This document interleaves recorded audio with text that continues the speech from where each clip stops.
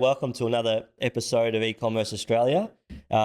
Really excited for this episode. There's a lot happening with Shopify at the moment. So, Jordy Heis is my special guest for the day. So, Jordy is Senior Retail Product Consultant with in the APAC region. He's just got back from Toronto, where Shopify celebrated 20 years. So, really excited to get your insights, mate, and learn what's going on in Shopify. Obviously rolled out a whole lot of new features with the Shopify Summer 24. Is that right? 2024, yeah. Yeah, editions. Yeah. Going quick. Shopify Summer Edition, so we can talk about that. There's obviously the Australian Retail Report come out as well. So plenty going on. Really looking forward to this chat. But welcome officially to eCommerce Australia, mate. Thanks, Ryan. Nice to be on the podcast. Big fan of your work, and have been listening to a lot of the back catalogue, and yeah, hopefully I can provide the same sort of value as your esteemed guests have before me. No doubt, mate. I've got no doubt about that. You're going to be one of the most downloaded episodes. As we spoke about last time, I had a Shopify, someone from Shopify was Mike Barnett, and that's still the most downloaded episode that we've had. So pressure's on to beat Barnett. He's got a lot of pull, the barn dog. So yeah, fingers crossed. I'll do my best. Nice one, mate. Well, let's get straight into it. So you recently went over to Toronto for the 20th anniversary of Shopify. How did you find that? What's been what was the general vibe of that conference and some of the takeaways? Yeah, it was a really good celebration. Obviously, a little pandemic made in real life and international travel a little bit tricky. So it was really nice coming together with, for me personally, a lot of folks that I hadn't yet met, and, reconnecting with a lot of folks that I'd met, I started sort of 7-8 years ago at Shopify. So really great week in Toronto. I think we had sort of 5,000 odd people there, and then 1,000 developers and ecosystem community adapting to the product and seeing what we're building. So yeah, just an incredible time. I think we drank a lot of the Kool-Aid. We, again, got to commune with each other, but also we spent, which I think is quite unique, the last 3 days, what we call hack days. So working on things that typically get, that idea that gets pushed to the bottom of the to-do list, every so often. But yeah, dedicating those 3 days to really make sure that we can work on something that's impactful for merchants and impactful for our company to make our experience better for those that are on the platform. So yeah, it was an exciting time. It combined with being in business for 20 years, which is, no small feat. I've been in small business, you're in small business yourself, to get to that 20-year mark is a really strong celebration. And as luck would have it, we actually activated, $1 trillion of orders through our checkout, which is, it's a lot of zeros and a lot of orders and, a lot of insights that we see. So yeah, it was a nice sort of milestone to, again, toast to whilst we're over there. And so that happened, right, like basically when you guys were there? Yeah, it was a bit of a race to the line. It happened just before we got there. So we knew we'd pass that mark. But yeah, it was in a good spot to be. Yeah, nice. That'd be awesome to travel over to Toronto. So what was the, what's it like over there? Like, is it Shopify, obviously got people from all over the world sort of converge on Toronto? Is it a big week? Is it a lot of socializing, a lot of work? What's the sort of vibe of the conference? Yeah, I think what's unique about Shopify is we are remote by design, so we don't have many offices. We're starting to come back with a few offices in Canada and the like, but we are so remote. So I think the times that we get to spend together in person are around the breaking bread and communing and getting to understand and have that water cooler talk that is, a little bit of friction in a digital environment. So yeah, it was just, fantastic to be with folks from all over the world. Again, those that I'd known for a long time and had, been slacking with to, give life to the digital Slack avatar and just, see characteristics and how they are in person. So yeah, it was just an awesome time. I think even, again, I spoke to there are 1,000 odd developers in the community there to meet with our product managers and give us feedback and understand where our roadmap is going. There's a really strong energy around Shopify. It was hard not to be on a street corner and not hear sort of Shopify, around the traffic lights, so to speak. Yeah, nice. And what's the general sort of takeaway from that conference? Like, what are things being discussed around Shopify? I would imagine AI would be quite prevalent in those discussions. Is there sort of any kind of talk around e-commerce and how things are going globally? Are people seeing, e-commerce throughout the world continuing to grow, or is there some headwinds there with, the pandemic now officially being over? Has e-commerce come off a little bit globally? What's the sort of general sentiment before we get into the tips and the takeaways that, people listening can implement into their own business? Yeah, it's a great broad question. I think, again, we're sort of 20 years of reflection as to what had worked. We know that, what's got us to where we are today and going to take us where we need to go forward. So it is leveraging tools like AI to give us automation and give us, resources and time we didn't have before, because they were spent on more sort of toilsome or, medias task, and freeing up that capacity and resource and creative thinking to build products that are more impactful and beneficial for our merchants. So e-commerce is certainly still growing. It's growing at that sort of, incremental growth rate, globally. But I think where our product has particularly evolved, and, particularly when I started, as I mentioned, sort of 7 odd years ago, the diversification of channels that we have is incredibly powerful. And I'll probably will speak to sort of unified commerce is our sort of tagline of the moment. We feel really strong and really confident in what that provides. So being able to have a platform that allows you to be the heart of your business and sell in, no matter what that different channel looks like, purely, whether it's an online platform, whether it's physical retail, whether it's B2B, whether it's collaborating with others that are selling on the platform, having that as a hub to really drive that business and meet your buyers no matter what channel they're shopping at. I think that has been really incredible to see as a platform in terms of breadth, but also, again, sort of speaking functionally to what Editions is. It's twice a year it happens. It's look back at all of the features were released over the last 6 months, but also give a little bit of a taste in terms of early access to these things that we're building. So allows our merchants to align their sort of operational and technical roadmaps to how we're building and how we're seeing the future, and where it makes sense or where they might need to dive into a third party to give them the extensibility that they need. Yeah, good. So the summer 24 editions, have you got some favorites there? I've had a great sort of deep dive into that, and it's hard to pick out favorites because it really depends with the clients that you work with and the depending on what your client needs, there's something there for them all. Like for example, the ability to ship from different warehouses and communicate, that's a great update. But I actually don't have any clients that have multiple warehouses at the moment, so although it's great, it's sort of not something that's front of mind, but there's so many updates, it's sort of hard to know where to start. Have you got a couple of favorites that you think will really help retailers? Well, shouldn't pick favorites, right? They're all favorites. We all do though, right? Yeah, of course. The ones that appeal most to me and ones that I hear merchants are really excited about is market. So being able to, leverage one platform to be able to sell not only in different channels domestically within Australia or what have you, but also to expand internationally, and in conjunction with that, have, separate pricing catalogs that might be unique or disparate to, what your pricing is back home from a local market where you started. So having that ability to drive that through one centralized platform, it just removes a ton of admin, sort of, again, toilsome work, sort of frustration, and frees up those resources and time and attention to spend your time, trying to find that next sale and speaking to customers and doing that higher value work. So that's a really big one for me. Again, I started my first 4 years in Shopify was a merchant success manager, so account management and helping them grow and scale on the platform, primarily from an online perspective. And then as our retail product evolved and commercialized within the Australian market, jumped into that function and work primarily with our merchants that are using our retailer point of sale platform to help them, sort of grow and expand. So again, that makes me a little bit biased towards some of the things like being able to ship from store and leverage that store network to either economize on split shipping. So not having, one shipment come from one store and one shipment come from a warehouse, and you're paying, double the shipping fees.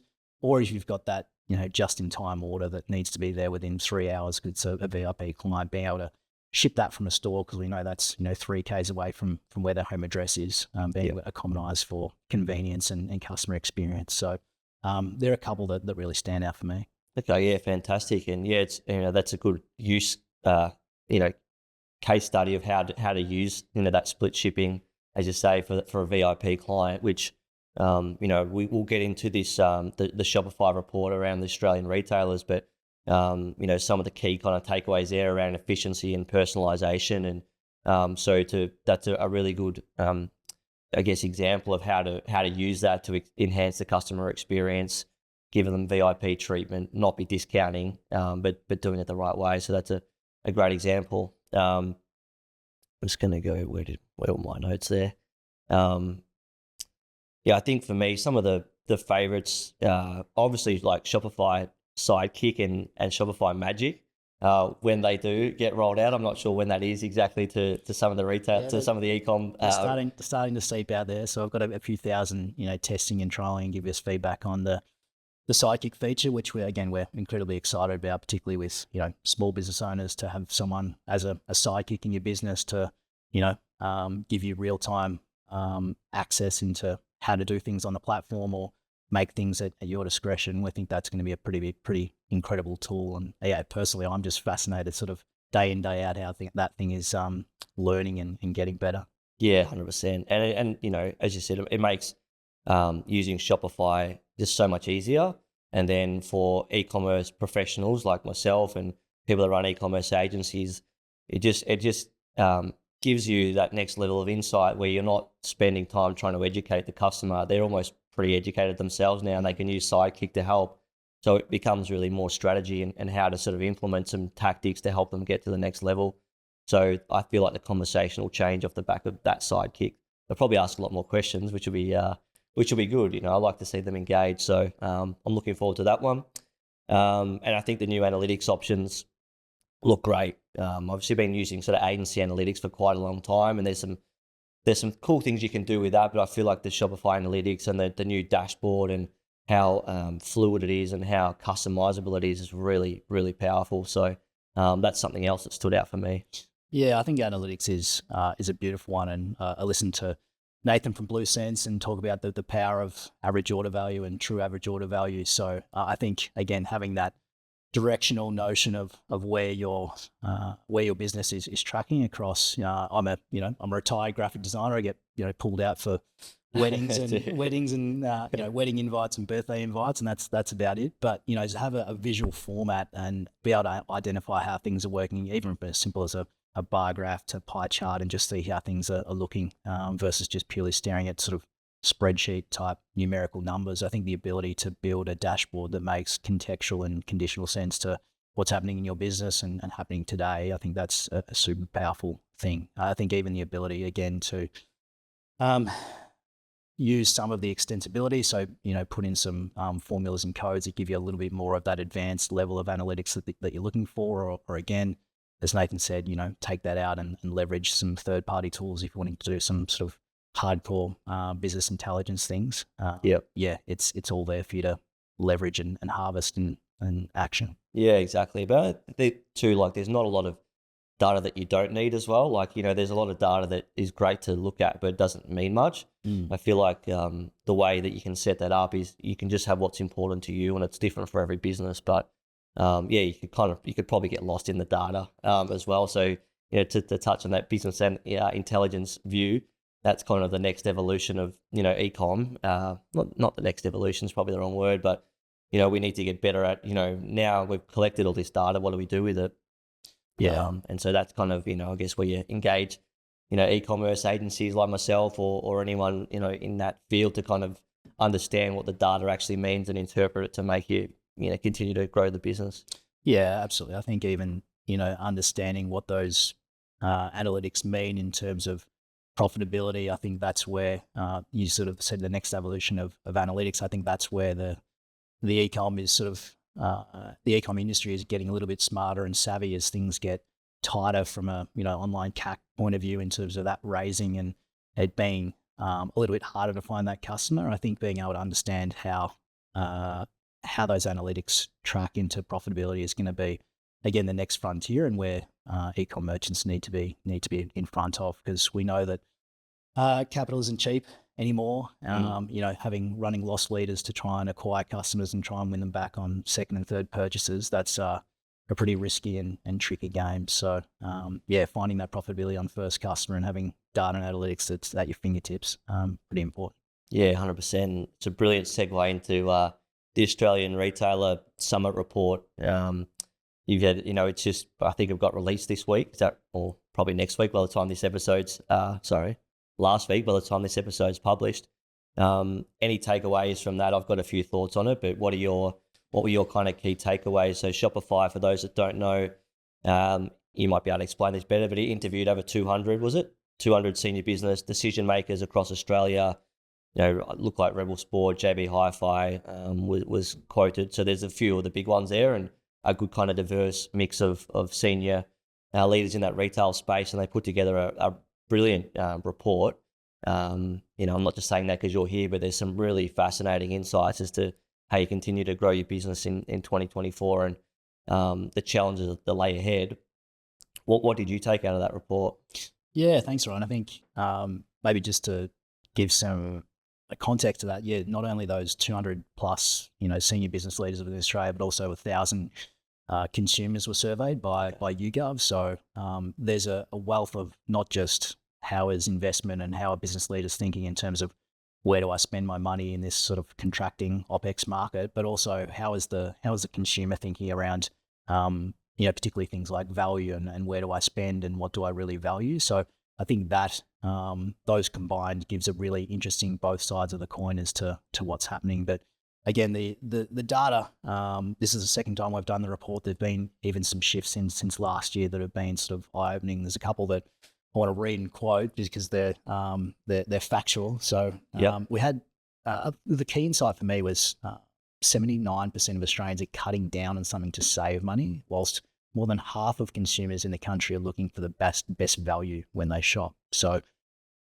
I'm not sure about you, but I think when it comes to value, you probably automatically default to thinking in a price, sensitivity and am I getting, value for money? But what really bared fruit in that report was other than cost, which is obviously a super important consideration, but how and what are consumers valuing in terms of that shopping experience? So we're looking at things like seamless customer experience, respecting the customer in terms of what channel they're shopping, whether that be loyalty points or gift cards or things that work, no matter what channel they're shopping in. You're just shopping with that brand. You're not shopping with JB Hi-Fi online or JB Hi-Fi in store. You're giving them the respect at a totality level, not just at a channel level. I think value is, again, it's so subjective. And one of the things that I was thinking about is and to quote your previous guest, Nick Gray, you really got into I've met him, I've known him, I love his work and the way that he drills beyond demographics into psychographics. And there's now, particularly in this market, there's never been a better time to truly know your customer inside out and to craft a customer journey and experience that makes sense contextually for them. Yes, there's not the endless budget to spend on every single touch point, but identifying those touch points and those things that are critical and important for them in that journey. I think that's where business leaders really need to spend their money in the right way. I was in Chadstone yesterday as a little sort of recon mission before the podcast, and I've never shopped a New Balance. I did some recon online, identified the style that I liked. I walked in store. I was like, oh, this will be interesting. I'm coming in fresh, having never walked into a store. I found the selection on the shelf, got helped by a great in-store associate, and then she's like, oh, what size are you? I said, oh, I think I'm about a 10. She's like, okay, sure. Let's test that out based on our custom fitting and our metrics. So they got me to stand on this measuring sizing scale, and within 20 seconds it was giving me like a full profile of showing me where potential plantar fasciitis is coming through and sizing and where I might lean in terms of their sizing. And it really gave a strong indication from that sizing fit, but also again where there might be sort of fit issues, and sort of being a little bit of a sneaker nerd and being able to really understand product quality and where there might be sort of wear and tear. I was just sort of blown away by what that experience looks like. That's something I was expecting, but it was sort of this surprise and delight moment that gave me the right size and again, the sort of the right confidence to know this is going to last me a while, and this is the reason why. So, yeah, that sort of experience and value that I wasn't expecting, but I was greeted with in store was just just a special moment of time. And I'm telling it to you. I know that within the report, word of mouth was the strongest driver in terms of product discovery at sort of 51%. So these are the sort of remarkable retail stories that grow legs if they are remarkable and they do provide value to you beyond probably what you're thinking. Yeah, 100%, mate. I love the use of the word remarkable. It's great too. Well, yes. You worked it in beautifully. We're in the right place. I'm looking at the shoes. What do you got now? You got the New Balance on. Were they a purchase or? Yes. Oh, good on you. So you end up, so they transacted. You got, they got the conversion. Absolutely. Yeah. Who gets that? Does the online get that, or does the in-store get that, or are we taking a unified approach and it doesn't matter? Well, we're not a merchant of ours yet. Okay. But, it was a nice in-store experience, that's for sure. Yeah, nice. Yeah, and I agree with the first point you said around, best value and also understanding your customer. I actually did a YouTube video on this the other day, but of the 65 episodes so far I've done in eCommerce Australia, speaking to particularly founders, but also e-commerce experts, I could reel off 10 to 12 already that have said this, but knowing your customer is kind of the number one metric for success. And we all probably know it, but what are we doing about it? How do we contact those customers? But, Kelly Jamison, I'm not sure whether you heard that episode, the founder of Edible Blooms. So she's built, an amazing business, I think 18 years now.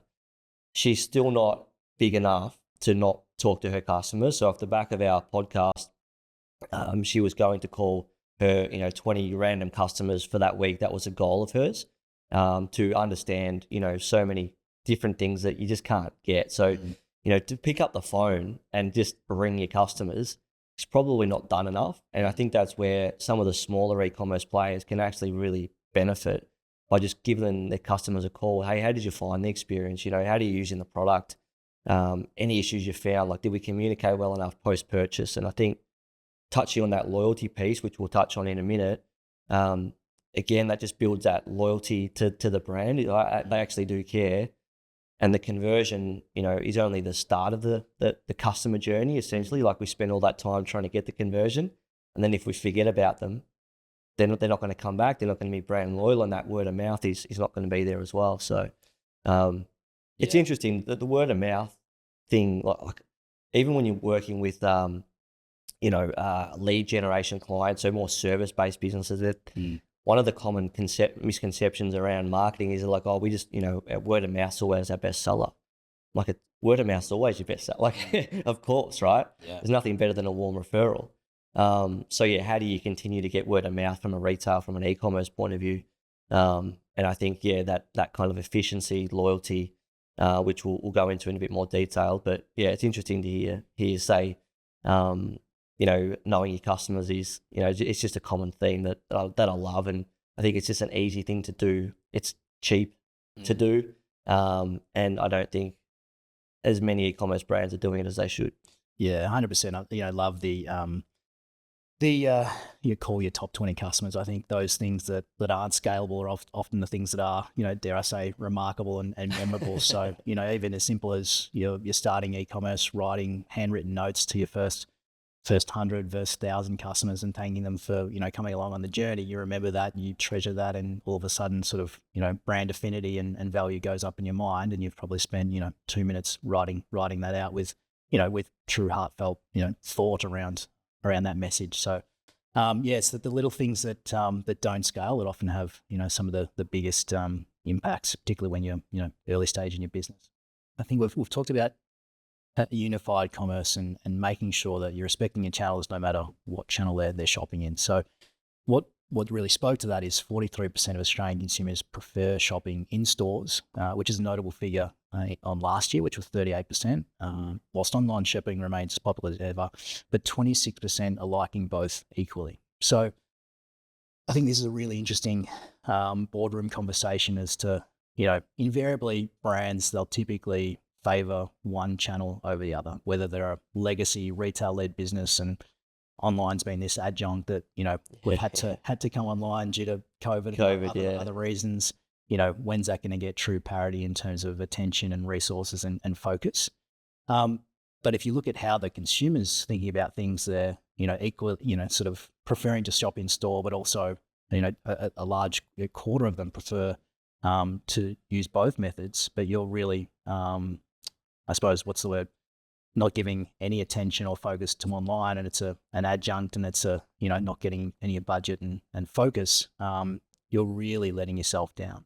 So for those buyers don't think of you in a channel sense; they think of you as a brand sense. But if they're let down from an online sense, it's going to be hard to win them back from an in-store sense as well. So making sure that, and again, if I step it back, I think where a lot of these, what we're seeing at Shopify, and I mentioned to sort of market expansion and sort of channel diversification before, a lot of these e-com darlings that had this exponential growth through COVID, found product market fit, had the right CAC, right product, right time, distribution was right, stock availability, they could get that all right. Once they hit this point of diminishing returns online, where they just couldn't spend enough, and it was actually costing them more to get customers than they were used to or comfortable with, they have to look at these other channels. So when they look at physical retail as a great option to get over things that might have an objective like color or size or quality or things like customer service, those things that are just really hard and intangibles online. It's like, there's so many things I've just wanted to buy online, but it just wasn't quite there in terms of the product quality. So I've just, shelved it. I think that's where a lot of these merchants that are expanding to physical retail for the first time that we're seeing on Shopify and using our POS, they're just having this incredible experience where they're, they're acquiring customers for cheaper than they can online, particularly for the initial sort of honeymoon period. But there's a wealth of other benefits that come from that. So if we think about the e-commerce managers, the digital managers, the small business owners, and they're like, well, physical retail, is that something I can even sort of dip my toes in? There's just so many options and just so many benefits that both help serve your functional but the overall business. And I think the obvious one is click and collect, right? So you're leveraging that online order, that e-commerce order, but you're fulfilling it through through that physical location. One of the interesting ones that is I think is sort of a little bit hard to measure, but is often not thought about, is what they've coined the retail halo effect. Okay. So when someone opens a store, there's trust. It's essentially a big billboard. There's trust and authority and credibility that, hey, if this gizmo doesn't do as it says, then I'm going to sort of come back and I know that you're physically here. There's a subconscious comfort in having that physical retail store.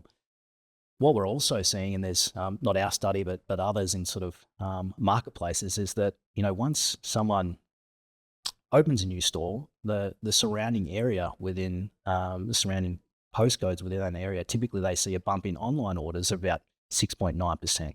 Wow. Okay. To the downside of that, when they've shut stores, they've seen online orders go down by 13%. Okay. So pretty interesting signal in terms of sort of trust and authority, both on the upside and the flip side if you're closing them. Even more digging into this study, it said that particularly for sort of those pure play D2C brands that haven't yet opened a physical store, they're probably seeing bumps in terms of that surrounding orders of that store around 13.9%. So even a bigger spike in terms of that authority. So again, it gives them this boost, not just of sales in store, but also the surrounding network. But it also gives them this beautiful laboratory to sort of test, experiment, and just watch how their buyers are interacting with their product to overcome those things like size and fit and product quality. And the last thing I'll say is that to sort of complete that feedback loop, there's often things that retail store managers or the best ones, the e-com managers, the business owners, the digital managers, they go in store and they watch how their buyers interact, how they pick up product, how they touch, feel, what they're looking for. And then often it's that sort of those senses that are neglected from an online perspective or just can't quite get there, that they pick up those little things that are objections from a PDP, a product display page. And they're like, why haven't we said this before? Like this is the feedback that we need to put into the product display page. And all of a sudden the impact is, increase in conversion, lower returns in exchange, and hopefully that revenue uplift. So, in terms of that unified and flywheel approach, it's how each of them, feed into each other that is, really true and exciting, particularly for that first retail store. Yeah, brilliant. And, it gets back to that sort of knowing the customer as well. Like, but I heard Simon Beard on a podcast, it might have been the Shopify podcast Hannah did with Simon and Bushy. Yeah. Simon made a good point. He said, he said, e-commerce conversion, let's just call it between 2 and 3%, global average.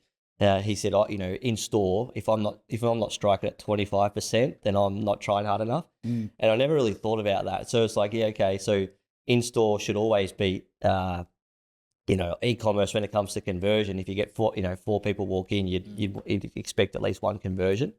But as you say, the data that you can get from that is, super insightful that you can then use to the online store and have that unified approach. So we've got e-commerce brands out there that don't actually have a physical store. What does unification mean to them? Like if they use we're going to talk about the new Shopify mobile point of sales. But, July, a good example, like I'm assuming you've seen them at Chadstone yesterday. Are they using your product, like pop-up locations? You can kind of use that mobile POS anywhere and still have that kind of unified data, feeding through to your online store as well.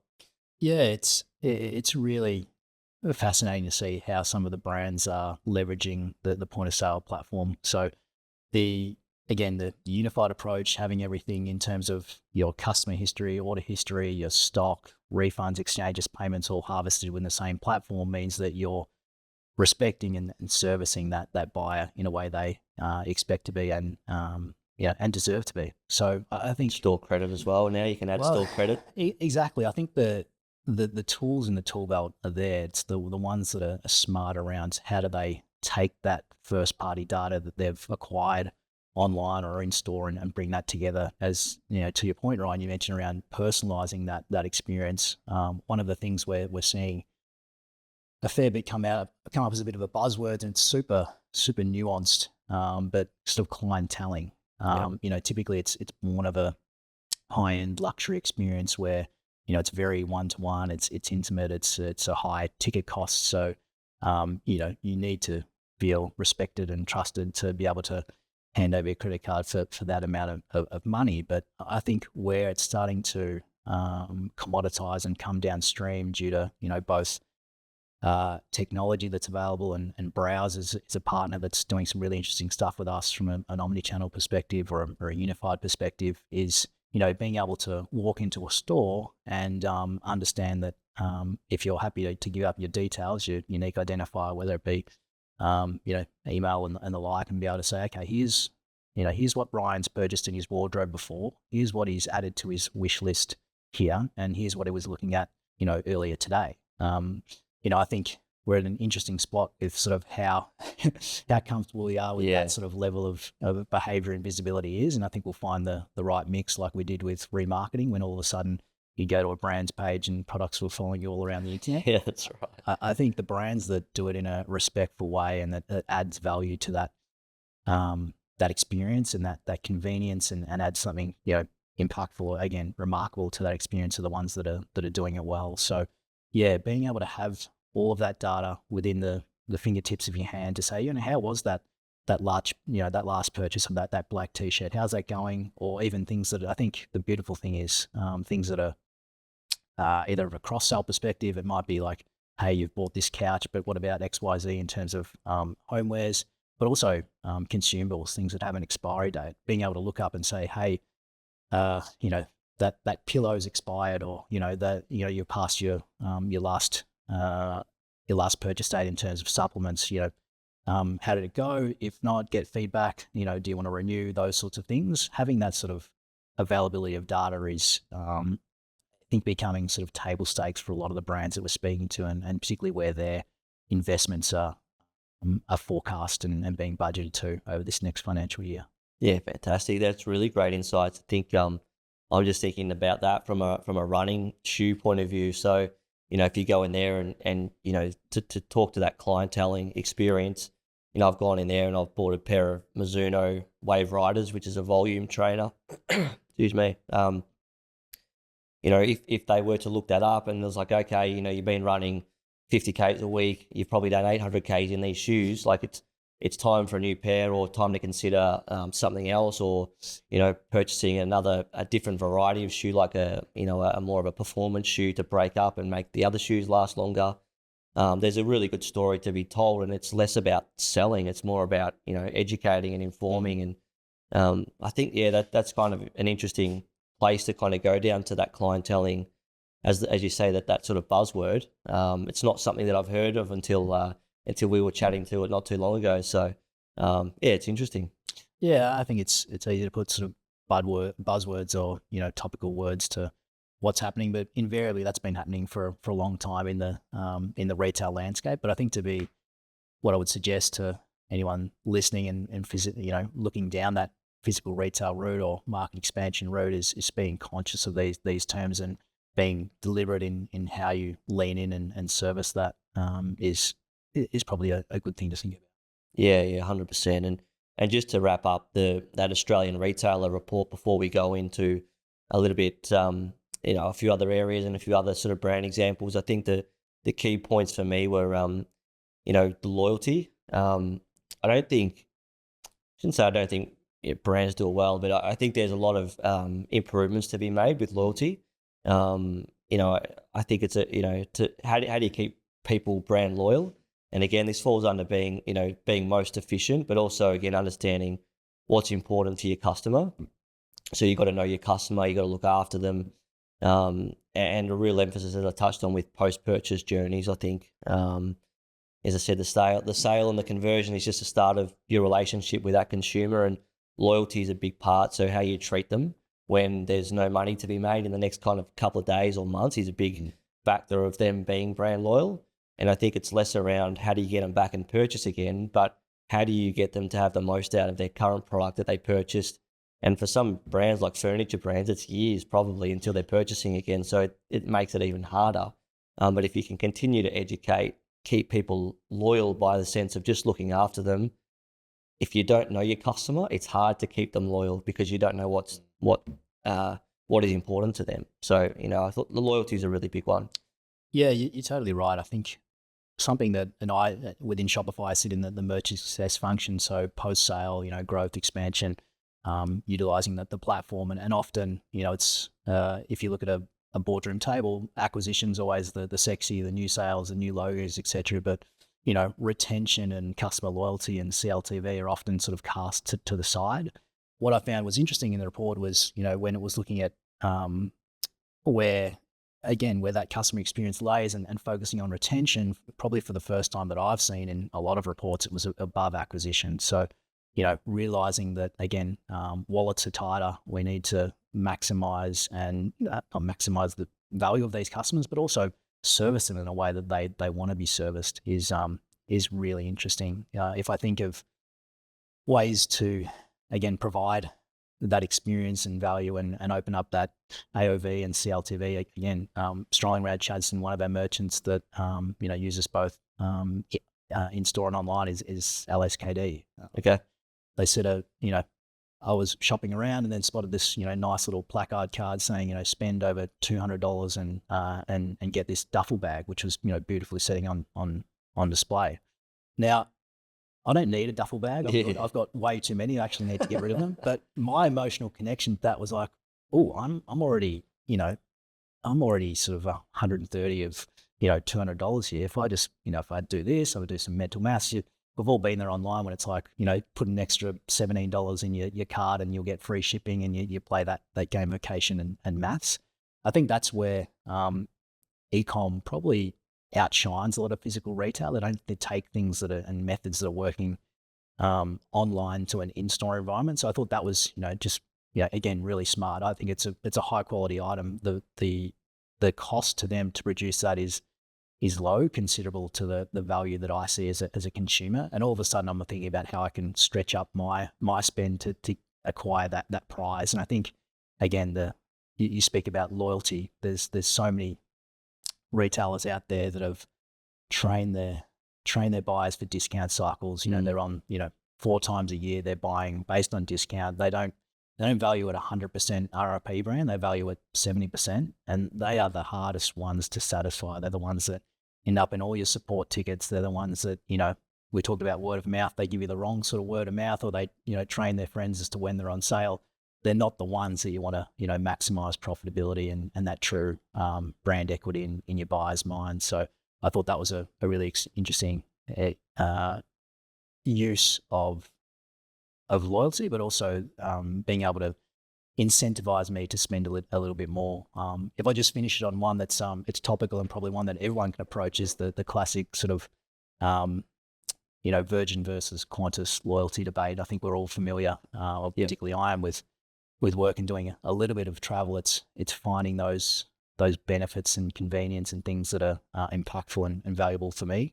And I've made a direct switch on that based on things that are valuable, but also being able to achieve a tier or a status that unlocked more things that I valued.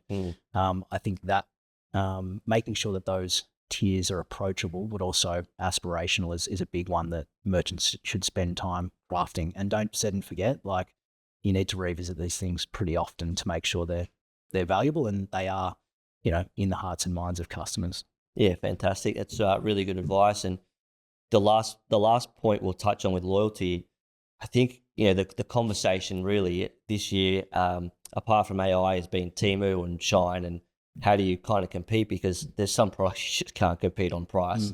And so if you're spending time to know your customers, understand what their needs are, unify the process, so in-store or online, it's the same kind of a good experience, and you're personalizing your message the best you can, that's the best way you can build that moat around protection of Temu and those sorts of things. They have great online experiences, Temu, but they are, at a different price point. And if you're going to start discounting so much because you need to, get some stock turn going through, well, it's a dangerous game, and you're just playing into Temu, and all of those sorts of products. So the more you can hold price integrity, build loyalty, service a customer, personalize their experience, I feel like that's the best way to insure yourself against those bigger, Goliaths of brands.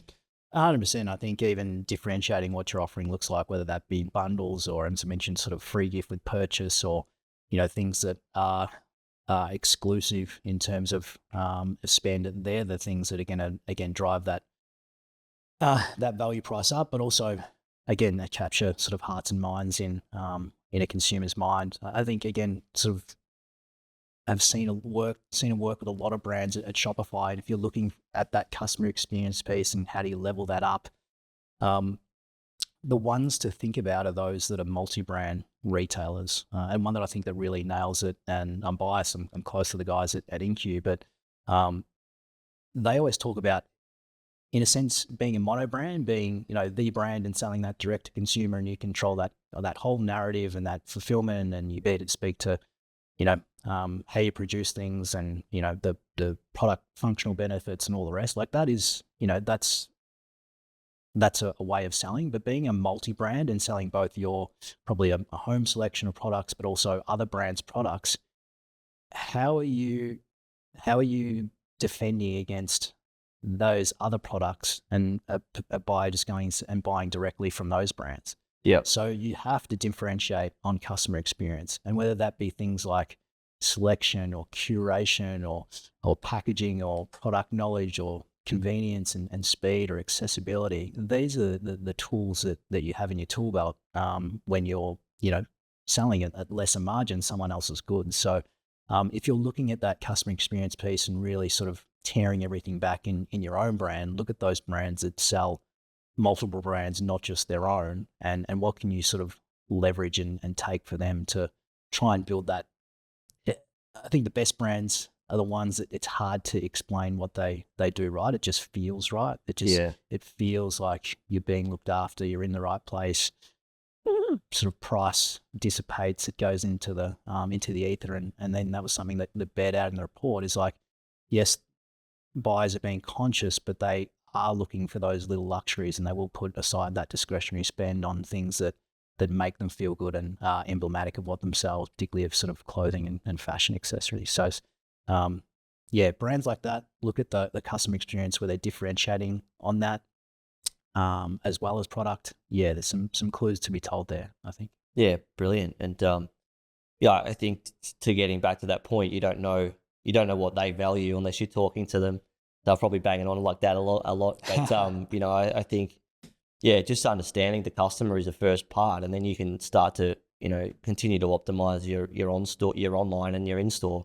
So yeah, I probably keep getting back to that. It's probably quite topical at the moment, but yeah, I think you just got to get closer to the customer, and then you can build all that up. But Inku did you say that's a good brand that you would look at for a great experience in store and online? Yeah, absolutely.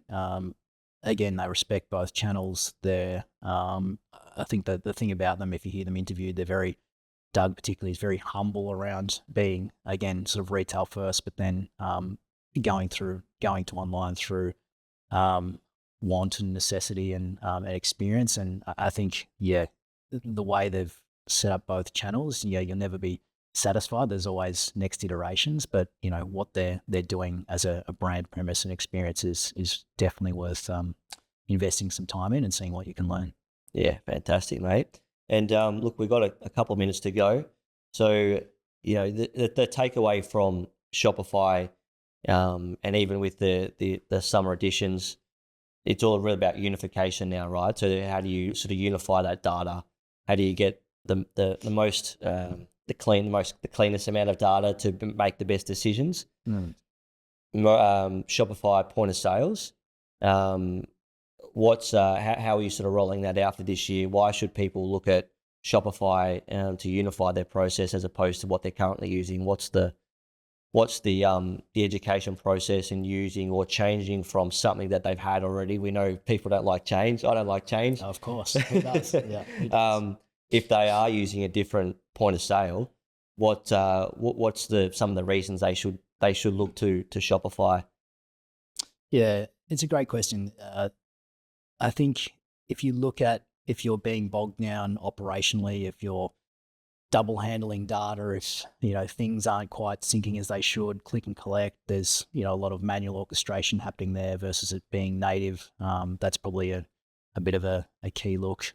Even looking at the total cost of ownership of your technology stack. If you're paying for, let's say, Shopify, eCommerce, and another vendor from a point of sale perspective, typically there's a bit of middleware in between. So you're paying for that, not just the use of it, but also the maintenance of it, the upgrading. And if one platform changes, then the other has to adapt to it. There's some friction and, quite candidly, risk there. So if you're getting held back by, technical and operational concerns from a business side, that's often a bit of a smoke signal to reevaluate things. But again, we've been banging on all day, but if you truly respect your customer and you want to give them the best experience in either of those channels or other social channels or B2B or what have you, you need that first party data speaking to each other so that they're not feeling on an island because they've got a gift card that's, only usable from an online perspective and not in store, or they can't return something to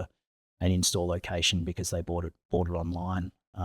Those sort of brands that really value customer experience are the ones that are reaping the most benefit. And again, we're not ashamed in saying we're e-commerce first and we've been stretched into retail, but we think we're providing a very solid offering in that perspective. It's getting even better and better and more incremental as we go along. And in terms of three buckets, if you're thinking retail might be a way to acquire customers more cheaply, or you want a science lab to see your buyers, touch, feel, discover, understand things, there are cheap ways to do this, or economical ways.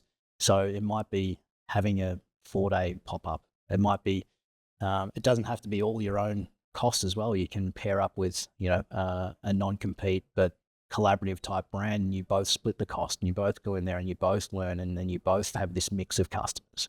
I think they're sort of some smart sort of economical approaches to leverage the platform and grow that base. If you're a legacy retailer that's again using that system, you're just finding a lot of friction. Your staff aren't happy with it. I often say there's there are some MS-DOS based systems out there. We're both probably old enough to know what that means, but it's not the best user experience. If you're wanting to really give your employees the full agency and ability to maximize that order at that time, and being able to see stock that's in another location, whether that be a warehouse or another physical location or what have you, to be able to fulfill that order to, if you want to order 3 items, you can cash and carry, you can take 2 out of the store today and, hey, we don't have this in stock, but I know you love it. You've found your right fit. We'll ship that to your home and it'll be there in a couple of days. That is a beautiful customer experience that's respectful. And it's not just the buyer that receives that. That's the in-store teams like, shit, how good's this? I'm feeling good. I'm feeling empowered. They're the sort of brands that, particularly in this sort of tight labor market, that those that are in retail want to work for, because they have the tools at their disposal. They're easy to use. Something we hear, again, I could talk about this all day, but I'll finish here. The last thing we hear is we get a lot of our retail managers, they go in and do staff training, and those that are digital native, they've grown up with a phone in their hand, after probably, 20, they've probably set aside 2 hours for training and it's going to be rigorous, et cetera, et cetera. After 20, 30 minutes, they're sort of nudging the store manager or retail manager away. It's like, okay, mate, we get it. Like, this is easy. It's like an Apple experience. It's like an iPhone. Like, I feel good. Like, let's just go with it. So, not just powerful, but really simple and approachable, which is beautiful to put in your employees' hands. Yeah, nice. That sounds like great. Some great sort of snapshots there as to why they should consider it. Just quickly, I had basically even early days, my first experiences in retail. I'm just thinking about that and how the mobile POS would help that. I worked at Sports Fever in WA and then the Running Centre. Both were technical running shoe fit outs, and I could just imagine someone comes into the store. I've got my mobile POS. I just quickly enter their deal, or they give me their details, and I can see all their purchase history. And I could just, as I'm fitting that shoe, then I could just say, listen, how are the socks that you purchased? You might have purchased some compressed sport socks 6 months ago. How did they go? Oh, yeah, liked them, didn't like them. What didn't you like? Okay, should give these ones a try. Perhaps we can do a bit of a bundle or whatever. And so you could start to get a bit creative, but it is that customer service that will keep that customer loyal to you guys, because you're like, oh yeah, they're not selling me something. They're having a conversation. They're educating me. I'm here to buy. So I think that unification and that seamless experience would work well on that, on that front. Similar to that, I've literally had a conversation this week where we're upgrading our current Shopify 1.0 to the 2.0, upgrading the theme. And one of the questions we want to use these new filters that Shopify have come out with, and the new metadata, options. And one of the things that they couldn't do was change it. They couldn't. How am I going to say this? They couldn't add all the colors into the product, and so they had one shoe in 3 different colors.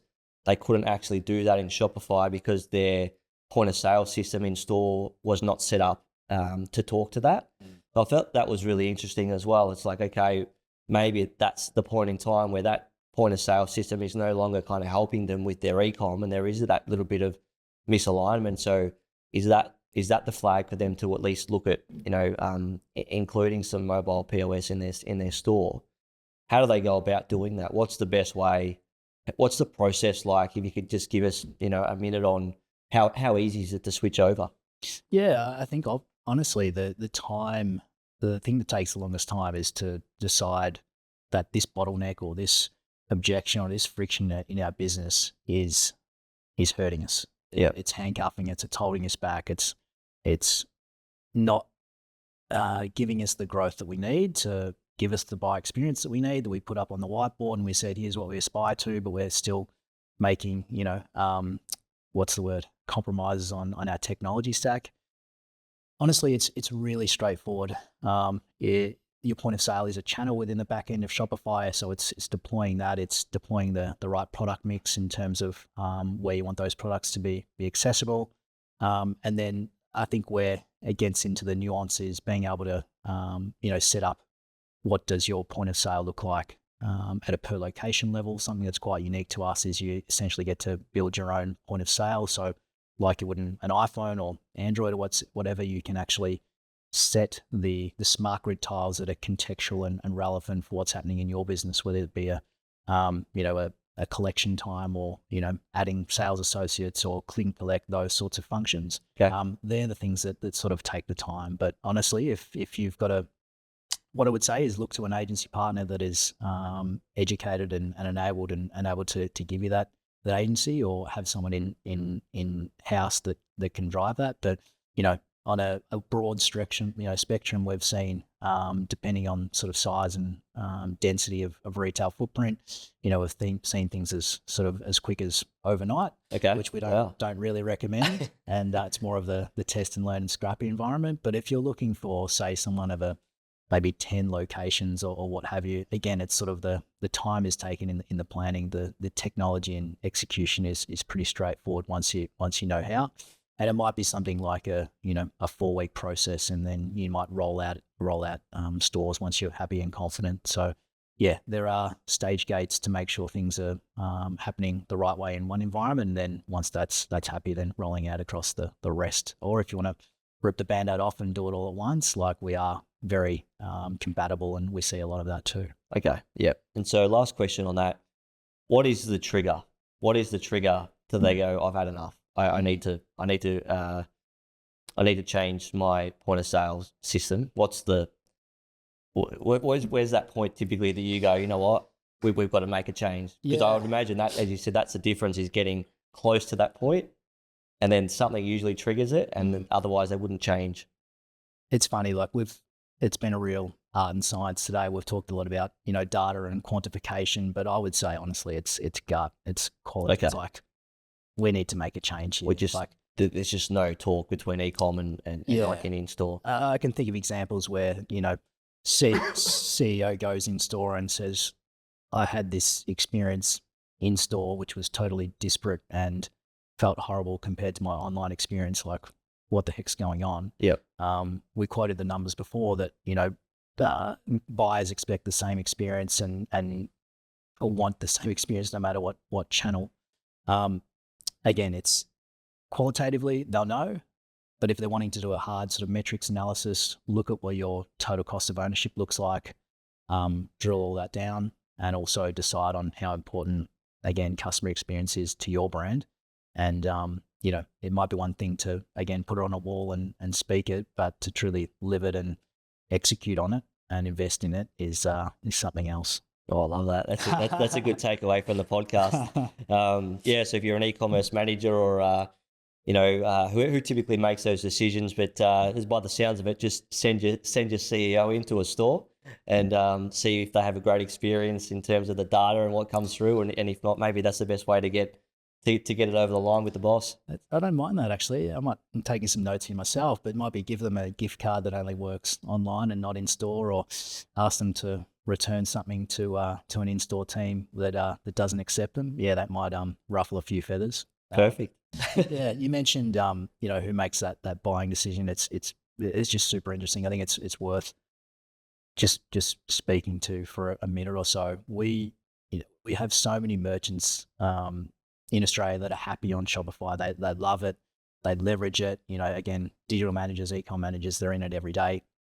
We often see the point of sale conversation come up from that function. So e-com and digital, they will carry it across the business to a COO, or operations staff, a head of retail, a CTO, and saying, hey, there's some things that selfishly they'd like to orchestrate. Things like, hey, I want to leverage click and collect orders. That'll look good for me. Hey, I want to collect more emails in store that, hey, I can get more of that. Hey, we talk about customer experience in board meetings, but really, in reality, this is what's happening. Yeah. So again, alignment is tricky. There's no interest like self-interest, but Is that a Paul Keating quote? yeah, probably. But yeah, we're seeing a lot of those functions come together as a collaborative buying group, and then, as we know in this market, taking that to CFO to get approval and show what investment that looks like, but also expected uplift with those operational and technical benefits. That's typically how we're seeing that conversation going. Yeah, fantastic, mate. Super interesting. Thank you for sharing the insights from the 20-year Shopify catch up. I don't get the official name right ever, do I? And yeah, interesting to talk through the Australian Shopify Retailer Report as well. So thanks for sharing your insights, and yeah, looking forward to having you back on the podcast maybe towards the end of the year, and we can catch up and see how things are going. Yeah, let's not leave it 20 years for the 40th anniversary. But thanks, Ryan. Again, love the education and content you're putting out there. I think shining some light on some key operators within our industry is pertinent. It's important. So appreciate your work, and thanks for having me. Cheers. No worries. Legend. Thanks, Cheers, Ryan. mate. Cheers. Good stuff.